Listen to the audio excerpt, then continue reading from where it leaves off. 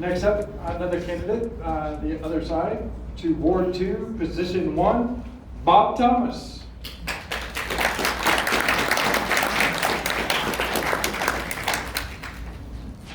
Thank you. I hope most of you have this little card I handed out tonight, because I'm really going to be speaking to all of the points that I've made here. We've been talking about running for office, campaigning for office. Put it down to the nitty-gritty. All of these people, except the unemployed ones, except the unopposed ones, are going to be unemployed on December 31st.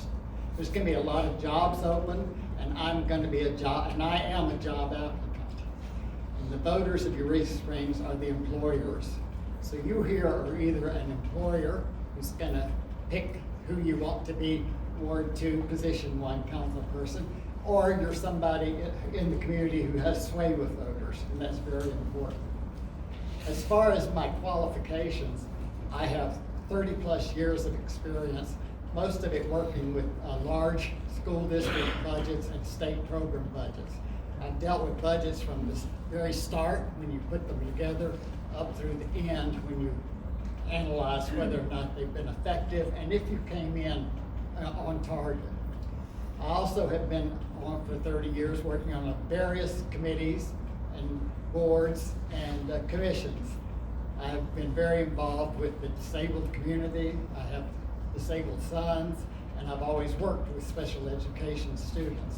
So I am very much aware of the needs of that portion of our community, and I'm very concerned about it. I also have 6 years of experience on the Eureka Springs Council, and I learned a lot there, and I enjoyed it, and I feel that it's a very responsible position, and I think that I have a lot to bring to it at this point in time.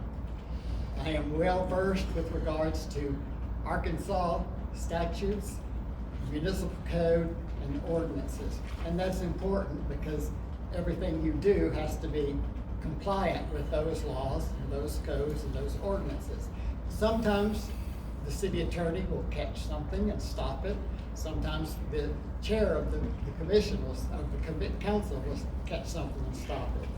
But individual members also have a responsibility not to approach things that are not legal under the current law.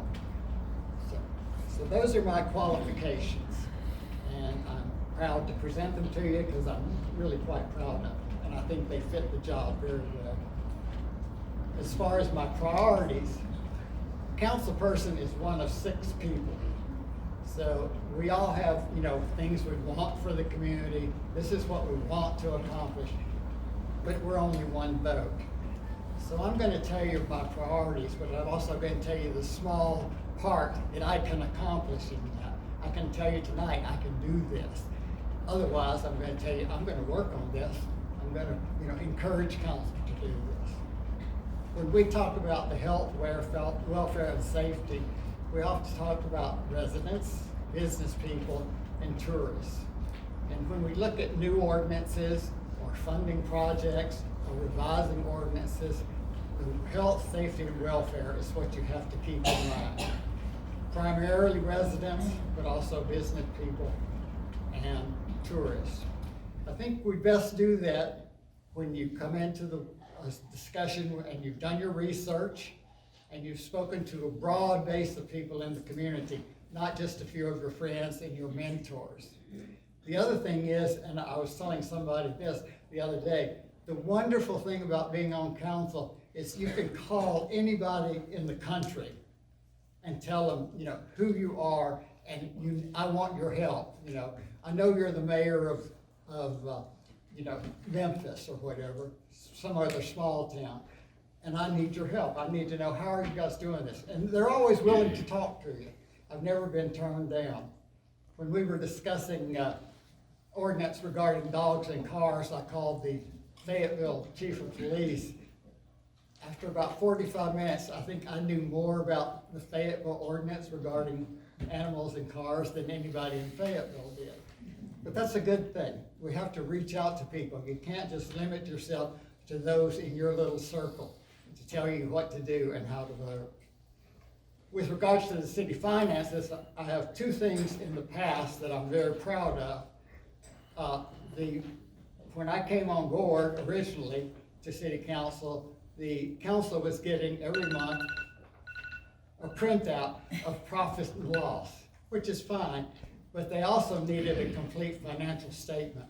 And I worked with Lonnie to see that every month this council got that complete financial statement, not just profit and loss. The other thing I'm proud of with regards to finances, I'm the one that started the monthly workshops before council meetings. And the second meeting of every month was a budget workshop before that.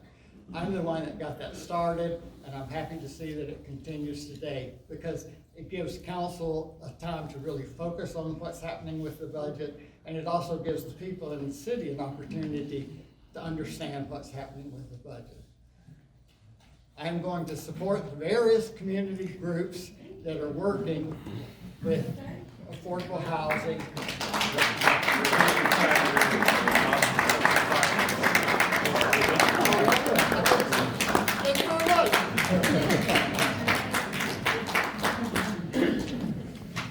I could have gone for 15. 15, and we appreciate it.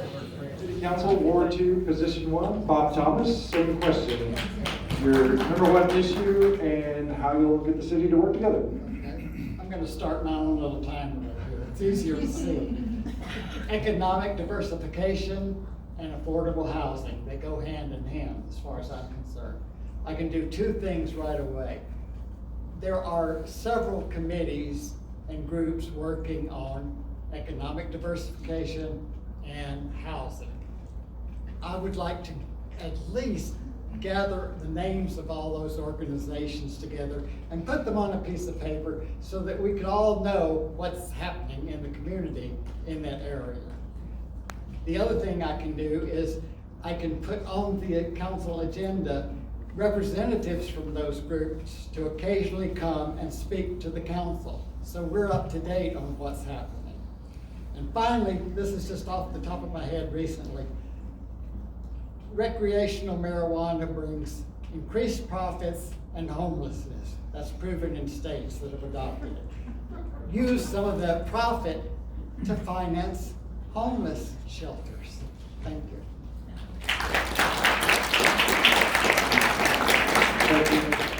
You guys are more